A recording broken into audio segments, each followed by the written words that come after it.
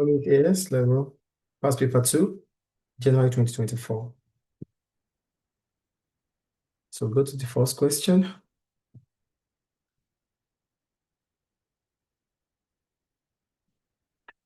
So the question says, which one of the following is an injection into the circular flow of income? That's the question.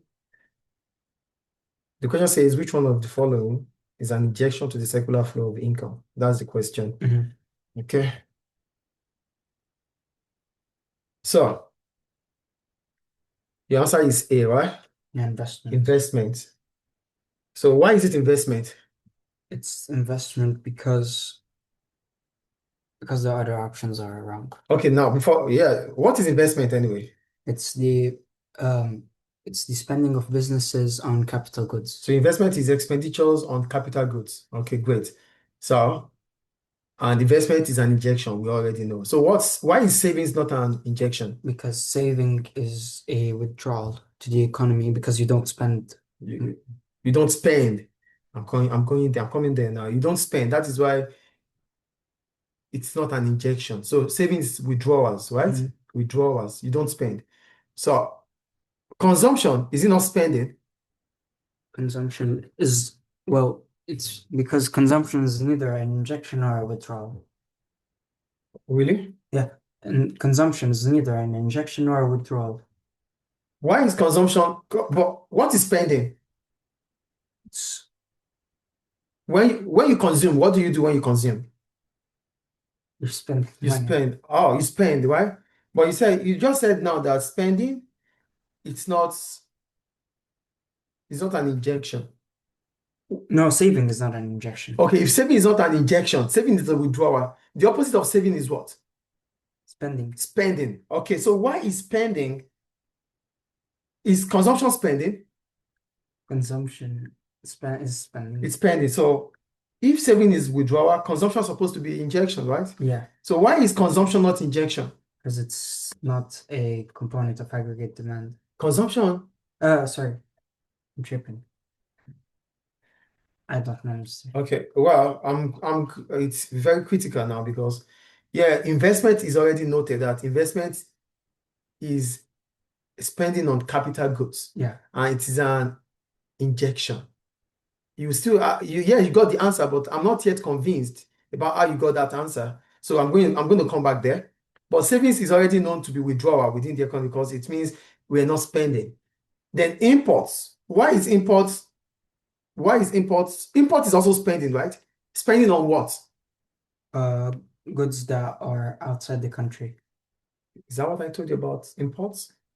I said import means purchasing goods from foreign businesses. You said out of the country. I don't understand outside of the country. That is means English. abroad, mister. No, please. That's English. Here it's business economics. So the English is not here. This is economics. So import means spending on goods from foreign businesses, not goods from outside of the country. Outside of the country. Anybody outside this place will talk about outside of the country. Yes or no? Yeah. So the bone of contention is to understand what we're talking about. So importation means spending on goods outside of the country. Yeah, like we said earlier, that means you purchase from foreign businesses. So when you purchase from foreign businesses, it means money is going out of your country. So that is it's not injection, because injection means money is coming into the economy, right? Right, please? Yes. So imports represent spending outside of the economy, and that is outflow, right? So that is withdrawals too. Yes or no? Yes. Withdrawals, okay. Now, consumption. So now you have to tell me about consumption and investment. We have to go back there. Why is consumption not an injection? And why is investment an injection? That is the point. Investment means purchasing or spending on capital goods. Yes or no? Yes. So why is it called injection? Because it participates in the circular flow of income. Withdrawal also participates in circular flow of income.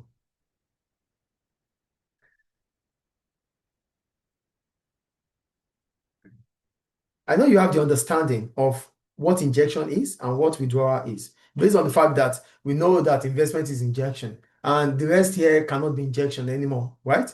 That is how you choose your answer. Now, let me tell you why investment is an injection and why consumption, which is spending, is not an injection. So we'll go back, we start with investment.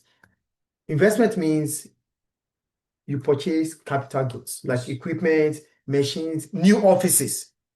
As soon as an office is created, it's a new business. It brings about what? New money into the economy. So because as soon as there's investment will create new money. What do I call it? New. New money. And that is injection. It's never in circulation. It's never It what? was never In circulation. So why is consumption not an injection? because Consumption, it's not money, it's not new money, it's just money circulating. money that has already been in circulation. It's just moving from households to firms, from firms to household. It is spending, just like investment, spending on capital goods. But when it comes to consumption, it is the money that household earn that is still in circulation. So consumption does not create a new money. That is why it's not injection. And let me tell you today, a lot of students would choose consumption. I just know Or that they get confused, like consumption, savings and consumption. If you are not saving, you are spending. Spending is consumption. Why is I just know that consumption is neither injection nor withdrawal. but you don't really know Why? why. And what is why now? It's because it's just money that's circulating around. It's not a new money. It's not a new money. That is why consumption cannot be an injection. I think it's clear. Yeah. Any question about circular flow now? No. So we understand what circular flow is all about. We have injection, which simply talks about creation of new money into the flow of income, and we have withdrawal, which means money is going out of the economy. I think it's clear. Yes. Good. Right back. So question 2 says, in 2020, Kuwait, 2022. in 2022, Kuwait, okay, before that, let me quickly circle. So what's our answer for question 1? We said investment, right? Yeah. Good. Investment, A. So we go to question 2 now. They said in 2022, Kuwait experienced an increase in real GDP of 8.7%. So what is real GDP? Real GDP is GDP adjusted to inflation. GDP is the value of output of goods and services in an economy. Okay. So real GDP means output that has been, you need something? The pen? I'm just looking for a charger. I think it's in there, but okay. Okay. So it means output that has been adjusted for inflation, right? Okay. Now they say in 2022, Kuwait experienced an increase in real GDP of 8.7%. Which one of the following is most likely to be a benefit of actual economic growth? Okay. Benefit of actual economic growth. What is actual economic growth? Actual economic growth is economic growth adjusted to Actual. No, it's economic growth. That is the economic growth. That is the actual economic growth. It's different from the potential economic growth. Yeah. So the difference between potential economic growth and actual economic growth It's already occurred gap. Yeah. So you have a positive output gap if your actual output is greater than the potential. Yes. Okay. So now they said the benefit of actual economic growth is a decrease in profit for firms. No, this happens in during recession. Recession. Because there's less output. So if the economy is growing, it simply is going to have a positive impact on firms, right? Yeah. So it's not going to be a decrease, okay? So B, a decrease in the rate of inflation. Rate of inflation is a component of actual economic growth. So when it increases, there's economic. If there's economic growth, yeah, what rate of inflation will increase. The rate of inflation will increase, so it will not decrease, right? So it's not B, okay? A decrease in the rate of inflation, which is my answer. Okay, so the answer is C, okay? Yeah. Why did you choose C? Because when economic growth increases, it means that the population is more productive. So there is a decrease in the rate of unemployment because resources are all employed. Resources are employed. Great. No. So the resources are more employed. Okay, great. So when you look at the PPF or the PPF, the production possibility frontier, or the PPC, production possibility curve, there is inside the PPF and outside the PPF. Outside the PPF represents economic growth, right? So which simply inside the PPF means there are unemployed resources. So if the economy is operating outside the PPF, it simply means that the economy is growing. So that represents employment. So an economy will not grow if unemployment continue to be in existence. So if the economy is growing, it simply means unemployment is reducing because the economy is linked to the productive capacity of an economy, right? So that's why you choose C, right? Yes. Okay, it's right. So why is it not D also? A decrease in government tax revenue. Economic growth leads to more profits for firms. Okay, and that increases what? Government tax revenue. Increases what type of tax revenue? Income tax. No. Profit tax. What profit tax, or they call it what? Profit tax is I what? want to say VAT. No, VAT is It's not indirect. that. Corporation tax. So corporation tax will increase, and that increases tax revenue for government. An increase in economic growth will also increase income tax because unemployment is reducing. As soon as unemployment reduces, income increases. So tax revenue would increase for government through income tax, through corporation tax, through VAT also. Because people will be able to spend more based on the fact that they have more disposable income. So A would bring about, A is not an economic, A is a situation that would occur if there's economic decline. C is a situation that would occur. Okay, B is a situation that would occur when there's economic decline. D is a situation that would occur when there's economic decline. So the only situation that will bring about economic growth is a fall in the rate of unemployment. I think it's clear. Yeah. So 2 is done. So go to question 3. So question 2 is C, right? Yeah. Question 2, C. We go to question 3. Are you there? Yeah.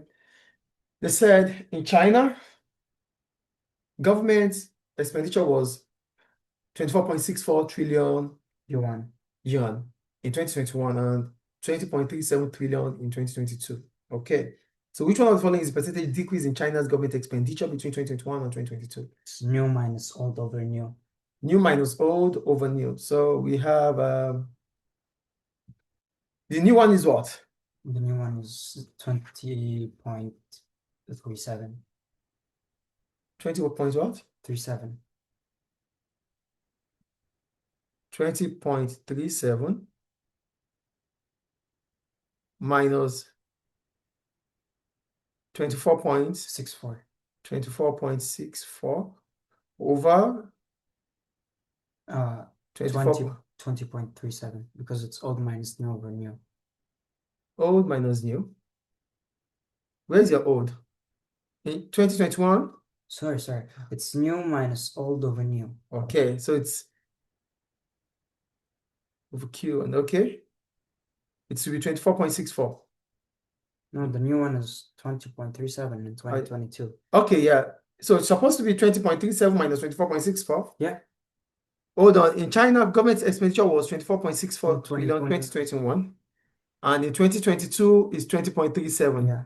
So we have our Q2 here Is 20.37 minus your Q1 which is 24.64 divided by Q1, which is 24.64. It's supposed to be 24.64. okay. 24.64 multiplied by 100, right? The old one is what? The old one is 2021. 2021 is old. 2022 new. Okay.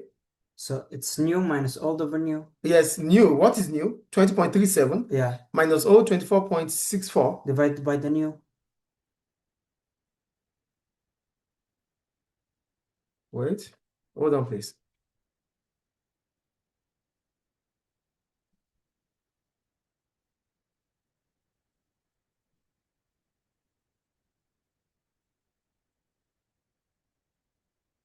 New. In China, government expenditure was this 2021, which is old. Yeah. Oh wait. No. Oh wait. I'm confusing the rules. Yeah. It is Q2 minus Q1 over Q1. So yeah. So your Q1 is 20. Q1 is 24.64. So it's Yeah. supposed, yeah, it's I wrong. don't know why I'm saying this. So it's supposed to be, hold on, please.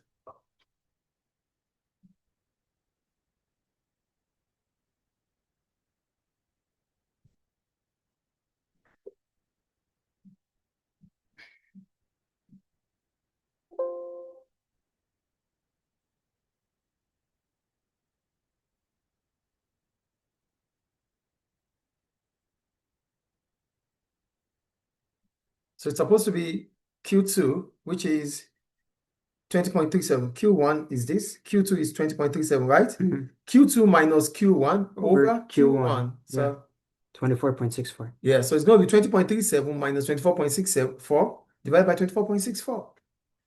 So that's We get a negative 20.37 minus 24.64. Does this negative.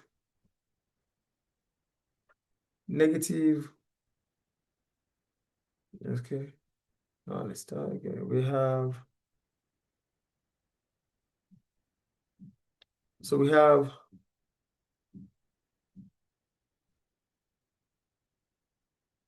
20.37 minus 24.64 over 24.64 multiplied by 100, right? Yeah. It's negative 17.33. Negative. Oh, you can calculate. Okay, let me just finish it here from this. So we have minus 4.27 over 24.64 multiplied by 100, right? So multiply by 100. That's 427 negative over 24.64 divided by 24.64. So that's negative 17.33. So the answer is B. Yeah. What did you choose? Okay. Yeah, B. Okay. So the answer is B. Done. So go to question 4.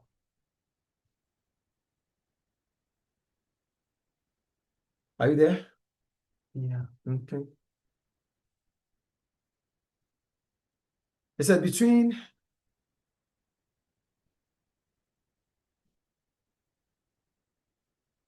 okay. Are you there? Yeah. Okay, question 4. It said between January 2023 and March 2023, Brazil net monthly balance of trade in goods and services surplus increased from $2.609 billion to $10.956 billion.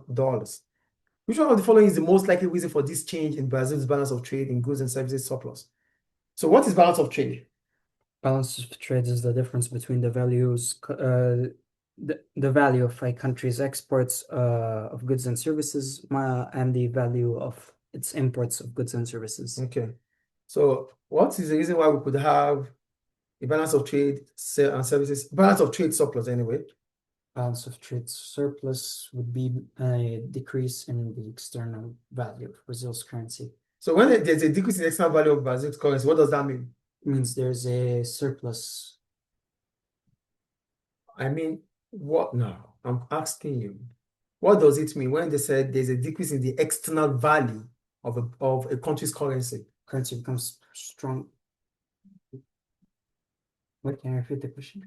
When they say there's a decrease in the external value of a country's currency, what does that mean? It means that its exchange rate becomes weaker. Weaker, thank you. So a weak exchange rate increases the value of, it makes a country to become what? Less internationally. No. When your exchange rate is weak, Low. it makes a country to become internationally competitive. Yeah. That is when you can have balance of trade surplus because you are doing more of export than import. So a weak exchange rate increases exportation. Yeah. And if export increases more than export is definitely going to increase because a weak exchange rate means the price of importation becomes expensive. So people would not buy from foreign businesses. They would buy But from foreign customers will buy more. Yeah. Because it becomes attractive to buy or more, there's incentive to buy from such country. So a weak exchange rate means the external value of a country's currency is decreasing. So the answer is D, right? Yeah. Okay. So why is it not A? A is not correct because this will most likely lead to a reduction. Well, A says that a decrease in income tax rates, and this would lead to a reduction in Brazil's balance of trade surplus Why? because when there's less income tax, there's a decrease in income tax rates. There's less government tax revenue. No, that's not why there's going to be a decrease in Brazil surplus. That's not the reason. That's not. Yeah, that's why it's not the answer because it's not the reason. No, I need a reason.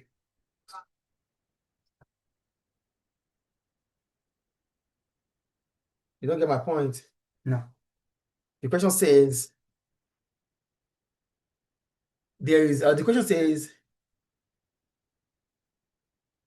which one of the following is the most likely reason for the change in Brazil balance of trade in goods and services? That's the question, right? Yeah. Now I'm asking you, why is changes a decrease in income tax rates represent? You said a decrease in income tax rates represents a decrease in goods and a decrease in trade surplus. Yeah. A decrease in trade surplus, right? So why will a decrease in income tax bring about a decrease in trade surplus or bring about an increase in trade deficit? Because an increase in trade deficit is the same as a decrease in trade surplus. Yes or no? Yeah. Okay. So why will a decrease in income tax bring about a decrease in the trade surplus? So the question is about income tax. So why will a decrease in income tax? We're not talking about public finance. We're not talking about government here now. So we're talking about balance of trade. So why will a decrease in income tax bring about a deficit in the balance of trade or a decrease in the balance of trade surplus? I want to say an answer, but I think it's incorrect. Well, when there's a decrease in income tax, there's more disposable income. The answer, because when there's a fall in income tax, allows individuals to have more income. Yes or no? Yeah. So which simply means we can now spend on importation. So spending on importation increases import than export. And that deteriorates the balance of trade surplus or increases the balance of trade deficit. It's income tax. Income tax is linked to income. So if government reduces our taxes on income, it means we have more disposable income to spend. So our spending on what? We're not going to only spend on domestic goods, we spend on importation. And that increases import more than export. So that would bring about, so a decrease in income tax would either give us a deficit in trade, in balance of trade, or a decrease in trade surplus. So which is not the answer. 2, B, a decrease in quality of Brazil goods and services. When there's a decrease in quality, you're gonna aim to buy from imports. Imports will increase. A decrease. When you have a decrease in the quality of your product, yeah, you're going to at imported goods. Not about you. Not me, but we. Yes, I'm saying now, if Brazil's product lacks quality, what happens to foreign customers? They will not buy. Yeah, so it means you're not saying the same. It's not the same. A decrease in quality of Brazil's goods and services. We're not talking about production. If there's lack of quality in production, then Brazil firms might start thinking about importing raw materials. But the point here is a decrease in the quality of Brazil goods and services. This is one of the reasons why exportation might reduce in Brazil. So customers want quality, but Brazil is not giving quality. So that would deteriorate its balance of trade surplus or bring about a balance of trade deficit, because even consumers in Brazil will start thinking about buying from abroad. Which brings about import exceeding export. So quality is one of the factors that could bring about a decrease or that could affect the balance of trade. Do you get it now, please? I get it. So a decrease in quality of Brazil goods and services will also reduce the balance of trade surplus, not increase the balance of trade surplus, or bring about a balance of trade deterioration. C, a decrease in saving ratio in Brazil. If saving ratio reduces, what does that mean? Means that people are spending more than saving. And they might spend on importation. and which is withdrawals within the economy. So ABC represents increase in importation. Mhm. Do you get it? Yeah. So that's why it's D. Question 4D. Question 4 is D, right? Yeah. Good. Question 5. So question 4D. Hold on, please. We did question 3B, right? Mm. So question 4 is D, right? Mhm. Question 4. Question 4D. So go to question 5.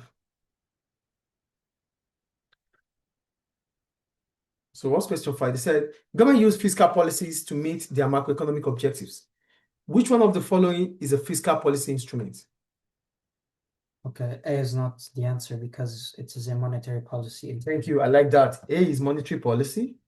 Okay. B is change in taxation, and fiscal policy simply means a policy that aims to influence the economy using taxation. Thank you. So it is B, right? That's why it is B. Yeah. Okay. Why is it not C?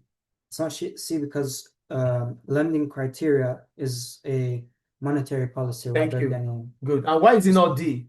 changes in liquidity requirements. It's also a monetary policy instrument rather than a fiscal policy. So A, C, D are all monetary They're instrument yeah. policy. And the only fiscal policy we have here is changes in taxation. So question 5 is B, right? Thank you. Question 5B. So you are stopping me from asking you a question. Now you are giving me the answer immediately. No, I'll just explain everything. Yeah, so as I won't ask. That's cool. I like that though. It's improvement. So go to question 6. Are you there? 1 second. Okay. Right back, please. Right back, please. For question 6, it said the table shows Vietnam's rate of inflation as measured by the CPI between June 2022 to September 2022. So this is a table already. So this is the year-on-year inflation rate calculated monthly. So which one of the following can be deduced from the table? There's disinflation between June and July. Disinflation between June and July. What is disinflation? Means a fall in the rate of inflation. A positive, is it positive or negative? No, it's positive. Okay. It's like A fall in the prices rate are of still rising, but more slowly than before. Okay, so a fall in the rate of inflation is disinflation. So it fell from 3.37 to 3.14. So there's still inflation, right? Good. Okay, so the answer is A. Yeah. Okay, so there was deflation between July and August. What is deflation?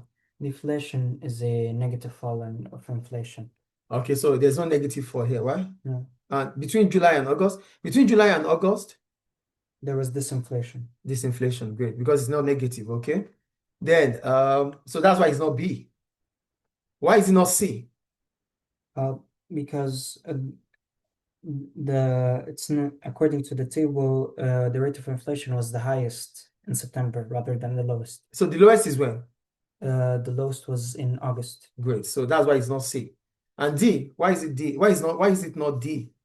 Because they said that the rate of inflation fell throughout the given period. However, this is not true because according to the table, the rate of inflation increased in September. It fell, then it increases again. So that's why, right? Yeah. Okay, great. So that's why it's A, right? Yeah. So question 6 is A. Question 6. Question 6. A, okay. 6. So that takes us to question 7. Are you there?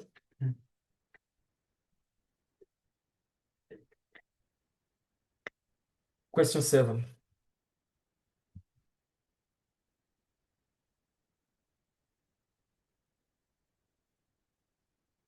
It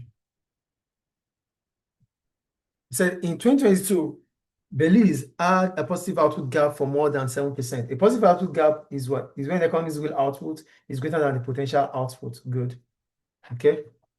Explain one likely disadvantage of a positive output gap of the economy of Belize. According to the extract, Belize had a positive output gap of more than 7%. Okay. This can cause a high rate of inflation because there's high cost push. Inflationary pressure as lower levels of unemployment would put an upward pressure on wage rates. There's cost push inflation. Yes. So there could also be demand pull inflation also, Yeah. But I like that anyway because it's talking about output mostly. So you look into the supply side of the economy. Okay. So a positive output gap means unemployment has fallen, right? And if unemployment has fallen, Brings about cost push inflation because firms might have to attract. yeah, and cost of production for firms rises in businesses Why? Because the wage level is increasing. because rising wage level, higher raw material, energy prices. No, you talked about unemployment here. Yeah, Yes. yeah. So now tell me, why lower levels of unemployment will bring about an increase in the wage rate? Why? Low levels of unemployment. Why will it bring about an increase in the wage rate? That's what you said here, right? Yeah. And wage rate represents a cost for firm, right? Which increases the cost of production for firms. Good. So why will a low unemployment rate bring about high wage rates? Because there's more out in the economy. No. Okay. Unemployment Because and there's wage. So don't talk about output, please. because there's more supply labor in the economy. Therefore, price level or price of labor increases or wage. There's more supply when Yeah, unemployment is falling. yeah. There's more demand in the economy for. Yeah, you said supply. It's on record. You said supply before, not demand. Well, I can talk about both.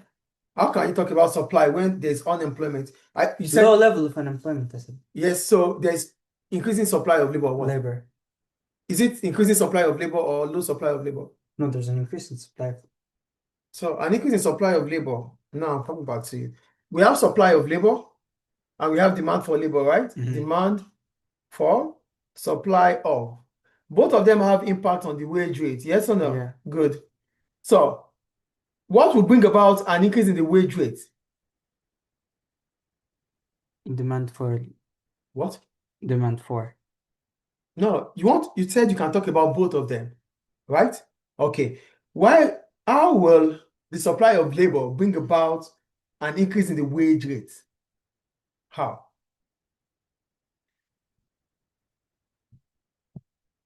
I need to think.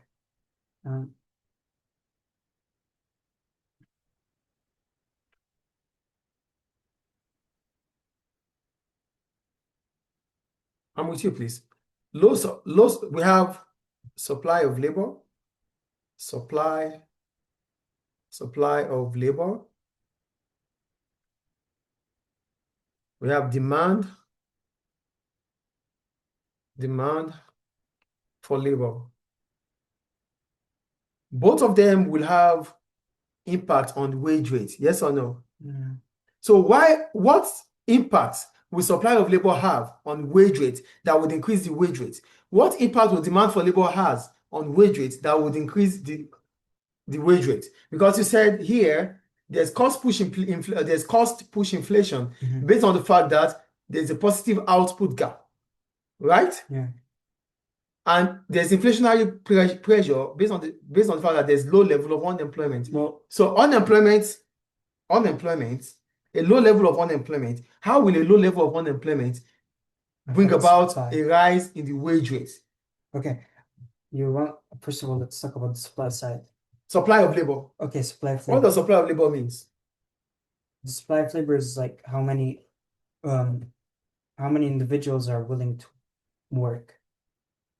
Well, Yeah, I'm with you. The supply of labor is how many individuals are willing to work or making themselves available for work. Supply of labor, please put it in the right way. Supply of labor is the quantity of workers making themselves available for work at a given wage rate. That's how you get your full mark. And for demand for labor, what is demand for labor? Demand for labor is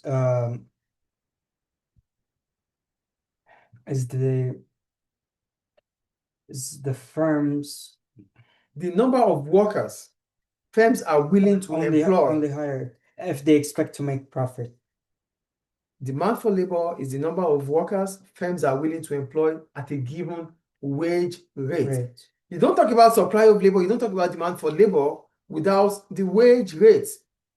So there's a relationship between them. Now, supply of labor, which is the numbers of workers that are making themselves available for job. How does this increase? How will a change in the supply of labor bring about an increase in the wage rate? Okay. When supply of labor increases, or as wages rise, more people are willing to work. No. Wage rate, you are missing it now. How will a change in the supply of labor bring about an increase in the wage rate? That is my question. I think the question is clear. How will a change in the supply of labor bring about an increase in the wage rate? A reduction in the supply of labor means less people are making themselves available to work. So which means firms have to increase their wage level to what? To attract more To workers. attract. Good. So a decrease in supply of labor might bring about an increase in the wage rate. Now, demand for labor. So how will a change in demand for labor bring about an increase in the wage rate? How? First of all, labor is a derived demand. So firms that are... Can you repeat your question, please? How will a change in the demand for labor bring about an increase in the wage rate?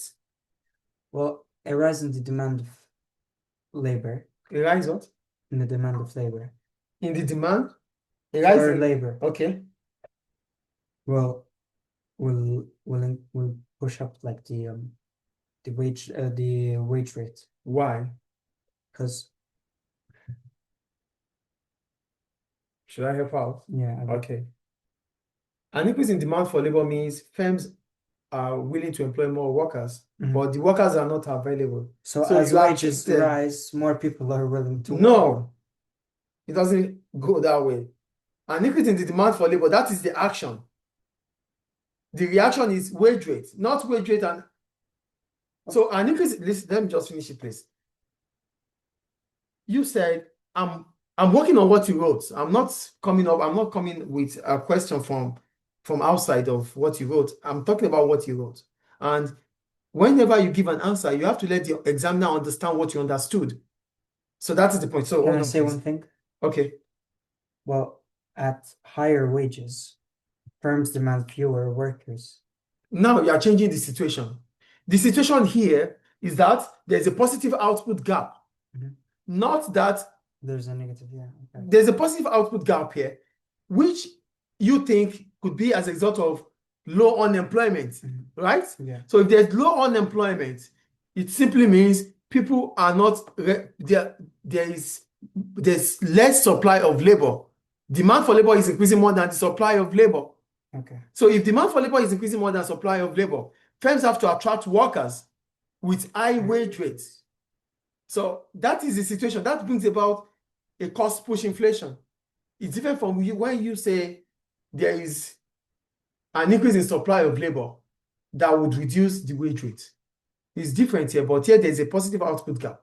And when you see, they said a likely disadvantage of a positive output gap is that a positive output gap means low unemployment rate. And if there's low unemployment, the problem is that firms have to pay more to attract workers from their competitors. And that wage increase represents a cost for firms, which may bring about cost push inflation. Is it clear now, please?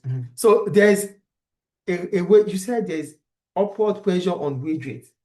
Upward pressure on wage rate represents what? Represents an increase in the wage rate, which means a cost push inflation.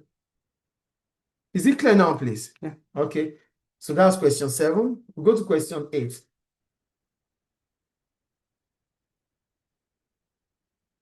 Question 8. So there's inflationary pressure when there is a fall. When there is a fall in the supply of labor. When there's a fall in the supply of labor. Sorry.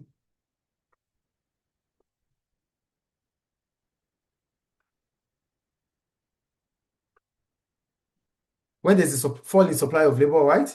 And when there is a rise in the demand for labor, this will bring about wage increase. That's done. So go to question 8. Now, question 8 says,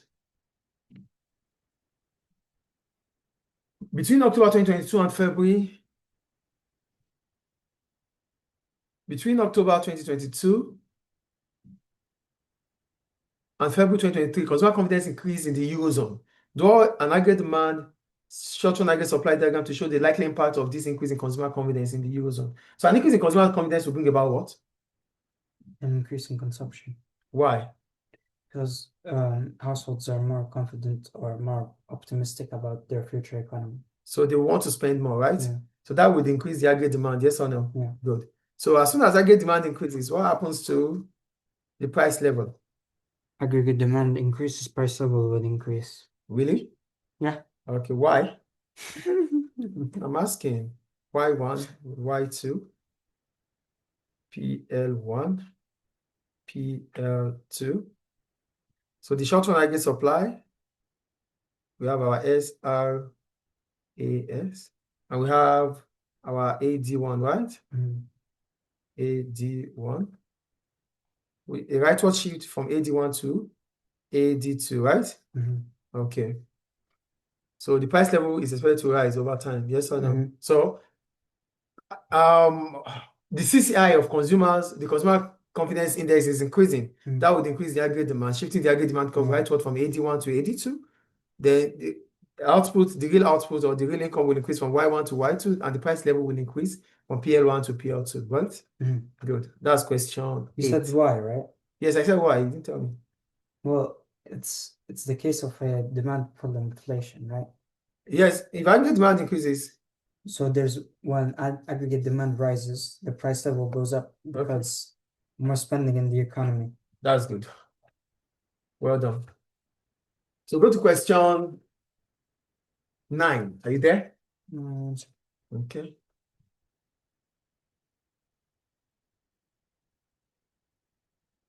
Okay. It was estimated that an increase in investment of 150 million in an economy would eventually result in an increase in the country's national income of 1,500 million. Based on this information, calculate the marginal propensity to consume in this economy. Show your working. Before we go there, I'll be right back, please. We have question 9. It was estimated that an increase in investment, like I said earlier, so we have the set which calculates for the marginal propensity to consume, MPC. So what is MPC? What is the formula for MPC? MPC, well, Yeah, MPC. MPC, yeah. What is MPC? it's the marginal propensity to consume. Yes, I know. What's the formula? It's 1 over. The formula for MPC itself. It's marginal propensity to No. well, I know the formula. It's MP. No. What is MPC equals to 1 what? minus MPW. No, that is multiplier. I'm not asking about multiplier. I'm saying what is the formula for MPC itself? It's the consumption divided by Change in consumption over change in a quantity. No, change in consumption over change in savings. No, I don't know. consumption is linked to what? Spending So how do you spend? From where do you spend from? your money. So Income. Income. Change in consumption over change in income. Yeah. So MPC is what? Change in consumption over change in income. income. For multiplier is what?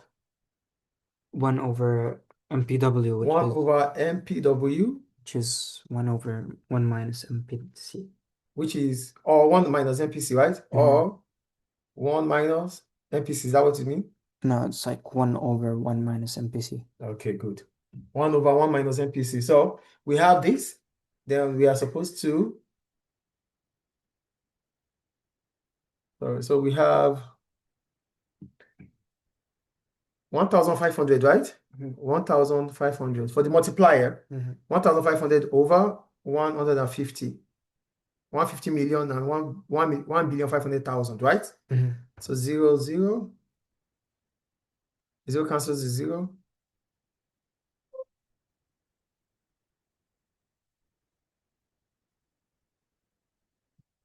So zero cancels the zero.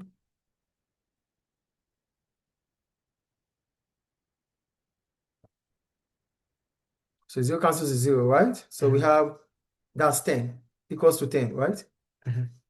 Equals to 10. Good. So for the multiplier, we have 1 minus MPC, right? So 1 over 1 over what? 1 over 1 minus MPC, isn't it? Yeah. So we have 1 over 1 minus MPC. So that's 1 over what? 1 over 10. So 1 over 10 is the same as what? 1 over 10 is 1 divided by 10 is what? 0.1. 0.1. 0.1, okay. Is 0.1. We have 0.1. So 0.1. So it will be 0.1. So 1 minus 0.1 is the answer, right? So minus 0.1. So that gives us 0.9.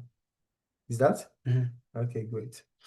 So that's our multiplier for question 9. Done. Go to question 10. Are you there? Yeah.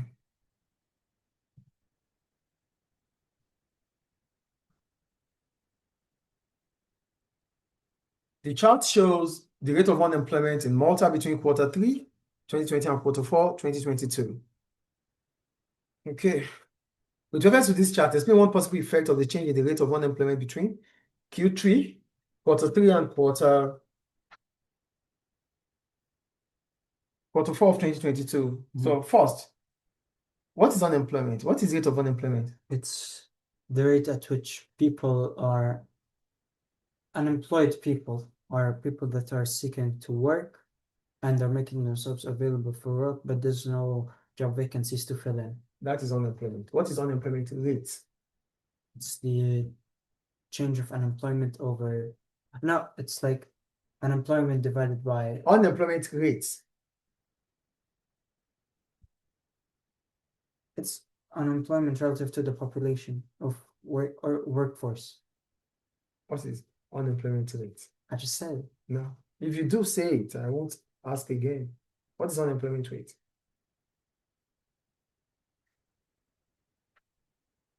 It's the people unemployed relative to the population, Mr. The people what? Unemployed. In relative to the population. Why can't you just simply say the percentage of the unemployed? The percentage of those who are willing and able to work. Because we said rates. Rate is about the percentage. Okay, that's done. So according to the chart, between these and these, okay, this is interpretation. Okay, so the unemployment fell from, okay, down. The change in rate of unemployment is the percentage of total working force. That is not, I said it's a percentage.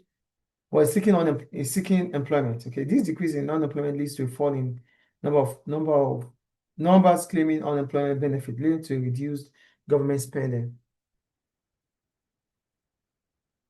The rate of unemployment fell, right? From 4.9 to 2.9. Yeah. Great. So this means government expenditure on benefits would reduce, right? Yes. So if government spending reduces, okay, great. So that's not the only thing. Government taxes can also increase, Yeah. Government revenue can also increase from income tax. Yes or no? Yeah. But it's just one anyway. They said it one. So you got the point here. Move on to 11. Question 11.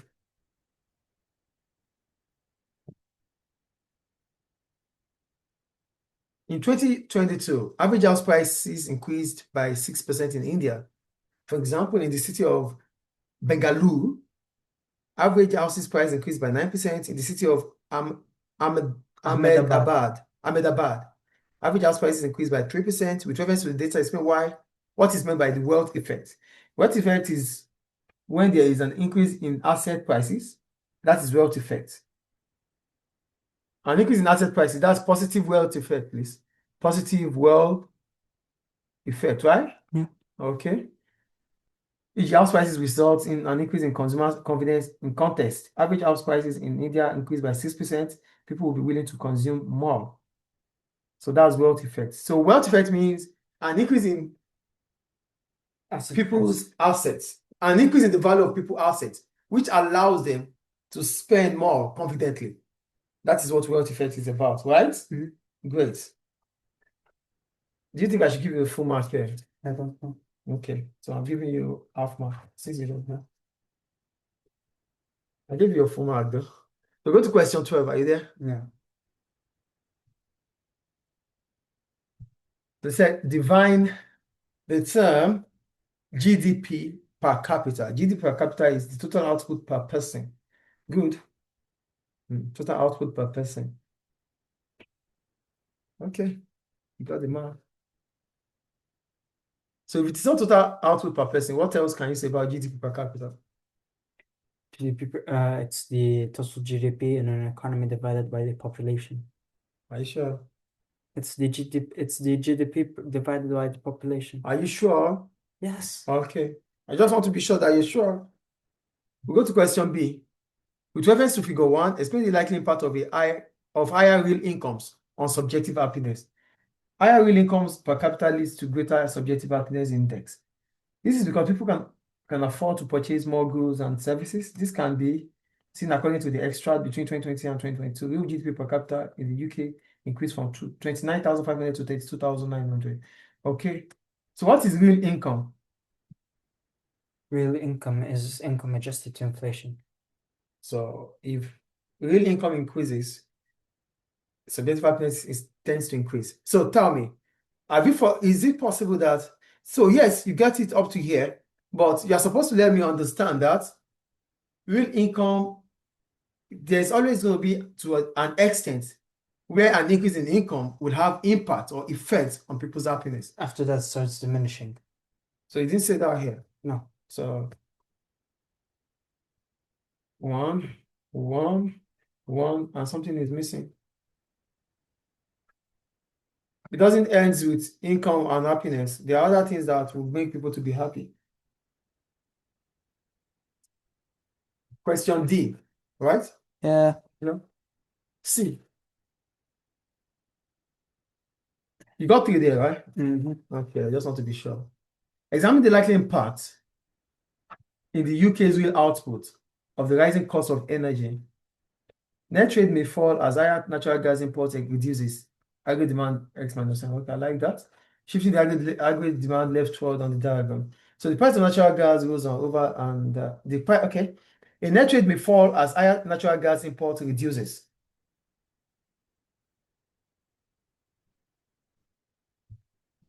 Shifting the aggregate demand leftward on the diagram. The price of natural gases goes over 100%, and the UK is a net importer. So the large increase suggests a significant output reduction through rising exports or inelastic longer aggregate supply. That could limit the impact. Okay, great, it's fine. But tell me, when everything you have to talk about here, they said, examine the likely impact on the UK's real output of the rising cost of energy. So you only talked about a fall in the aggregate demand. You talked about the fall in aggregate demand. And you said rising export or inelastic long run aggregate supply could limit the impact. That's 2 marks. What happens to consumers in the UK? What happens to firms in the UK? He said the price of natural gas. What happens to firms in the UK? The rising cost of energy. What happens to firms in the UK? What happens to consumers in the UK? What happens to government in the UK? So he only gave me 2 points here, which is equivalent to 4. Talk about government. Government revenue would fall because firms would not be making profit as they used to make. Price of goods that are linked or that are used with gases would increase. And this reduces consumption in the UK. Disposable income is going to fall. Standard of living is expected to even fall. These are things you need to talk about.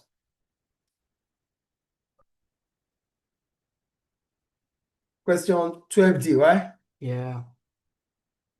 Okay. So with reference to figure 2 and extract A, analyze two factors that influence business investment. Business investment is spent on businesses on capital goods. Less economic activity reduces investment. Factors that could influence business investment. Less economic activity reduces investment as firms expect future demands to fall. Lower business confidence. So factors that might influence: one, less economic activity. That's a factor, right? Mhm. And low business confidence. Lower business confidence increases uncertainty, Deterring. deterring investment. Higher energy costs in 2022 raised production costs, limiting funds for investment. Okay. Okay. Between 2016 to 2020, UK business investment fell by 22%, lower GDP growth since 2022, and post Was it? Brexit. Yeah, post-Brexit, yeah. Uncertainty also reduces investment. So low business confidence could reduce investment. Low economic activity could also reduce investment. And Then there's like my okay, relation to the text. so Brexit. Okay. It's a 6-mark question. 6 marks, I think. Oh, 6 marks. 4, 6. Okay, it's fine. So go to question 12E. Are you there? No way. 12E. They said, with reference to the information provided, discuss supply side policies that the UK government has introduced to increase the country's productive potential. The UK has introduced supply side policies to increase productivity and potential growth by shifting the long run agri supply curve outward. Okay. Increase in childcare support. Okay. The supply side policy used, right? Mhm. They used the childcare support. There was an Yeah, increase in there childcare was. support, which boosts workforce participation rates, reducing inactivity and raising output. So you talked about increase in childcare support, which boosts workforce participation, reducing inactivity and raising outputs. Okay. So tax reliefs on businesses, investment, and subsidies for AI Yeah. reduce cost, encouraging research and development, investment, and productivity. Okay, so tax relief also is a supply side policy that increases. Okay, now you are discussing tax relief here. Mhm. How is your discussion here? Tax relief on business investment and subsidies for AI reduce cost, encouraging research and development, investment, and productivity. Okay, and that increases the productive potential of the economy. Okay, that's another point there. Okay, relaxed immigration rules for Was it? Wait, relaxed for key sectors. for key sectors, increased labor flexibility, limiting wage inflation, relaxed immigration rules Mhm. for key sectors, increases labor flexibility. When immigration rules, okay, labor flexibility, okay, well, because labor flexibility, okay, limiting wage inflation, limiting wage inflation. So all this brings about increasing productive potential of UK, right? Mhm. However, Implemented. implementation lags and opportunity costs exist. 20 billion could be spent elsewhere. Okay. I'm describing opportunity. Effectiveness is uncertain. Childcare may not fully incentivize workers. Tax relief is temporary, and immigration limits apply to few sectors, which means other sectors might still be affected, Yes. and that makes other sectors to be less productive. Yes. And they are supposed to be part of the productive potential of the economy. So more effective alternatives include cutting Where is it? what? Bureaucracy. Bureaucracy, investing in skills and training, and reducing corporate. So there are other policies that could be used Yeah. aside supply side policies. That's what you meant here. And reducing corporate tax, which would lower production costs, raise efficiency, and increase both human capital and potential output. That's great. I think you took your time to answer this one, right? Yes. I see, because it's 14 months. So that takes us to question 14 this time around. Okay. Because yesterday I You caught me unaware. That's good. So go to question 14, right? Okay.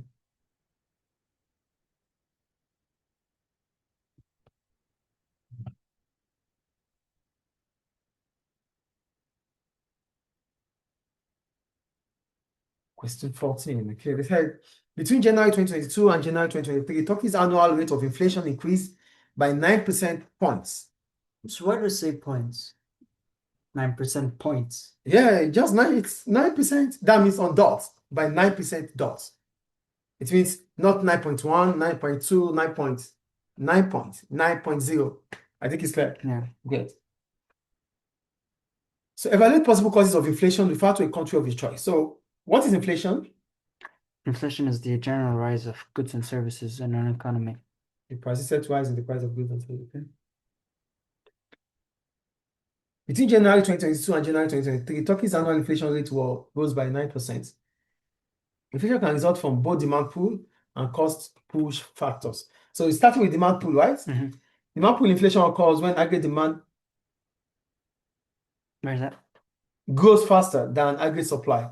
So in Turkey, strong consumer spending supported by expansionary monetary policy and government stimulus. Okay, Yeah. government, okay, may have increased aggregate demand, pushing up prices. That is demand pull inflation, right? In Turkey, okay. So for cost push inflation, it arises when production cost rises. Turkey experiences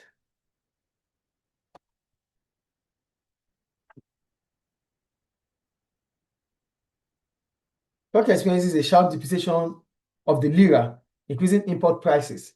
Now, import prices, do you know there's imported inflation too? No. There is imported inflation. No, like, what does it mean? It simply means an increase in price based on the fact that there's increase in prices of imported goods. So you imported these goods, and it brings about importation of raw materials. This happens a lot in Libya, right? Yes, lots of imports. Yeah, because Libya does a lot of importation. Yes. So whatever inflation we have here, before now, the prices are almost the same, but why we don't feel it is because there's subsidy. But if government cuts subsidy off, the prices increase. Do you understand? So here, he said a sharp depreciation of the lira increases import prices because a weak exchange rate raises the price of importation. Yeah, Mr. I also have another question. Okay, yes. Okay, when some countries are less affected by the depreciation of their currency more than others, right? Yes. Why? Because they have Are you asking about why or what? Yeah, why?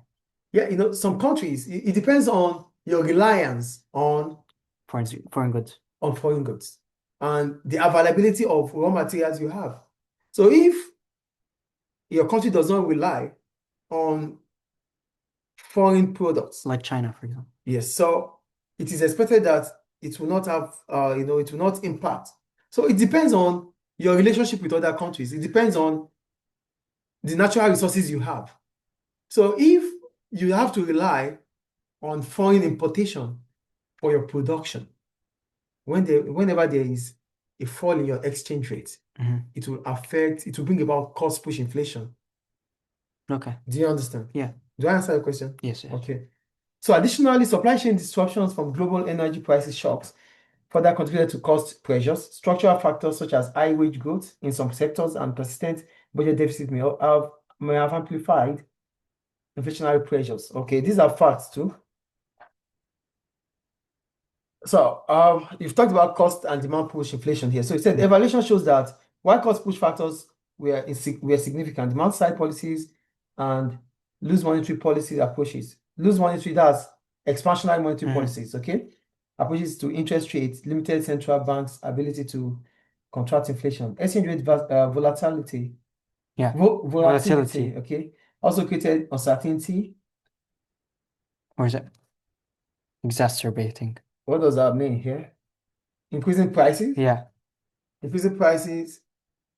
In conclusion, Turkey's inflation surge was driven by a combination of factors: currency depreciation, global cost shocks, highlighting both short-term and structural causes. So, okay. So you talked about cost push inflation, demand pull inflation within the economy. You talked about some other factors like monetary policies used. So an increase in money supply. There was, okay, what happens with the interest rates? Yeah, are you talking about, you said policy, loose monetary policy, like, okay, approach, Loose monetary. policy approach on interest rates. Mhm. Limited central bank's ability to contract inflation. So are you saying a fall in interest rates? Do you mean that? Yeah. A fall in interest rates increases money supply. And if there's increase in money supply, spending also increases. So that will also bring about demand pull inflation. Okay, demand side policies here. Okay, make the point. So 4, 5, 6, 7. Maybe 7 points here. 8, 9, 14, 15, 16, 17, 18. 18 marks here, please. So that ends paper 2 of January 2024. Are they all clear? Yeah. Is there anything missing in information? No. Are we sure? Yeah. Okay. So let's see.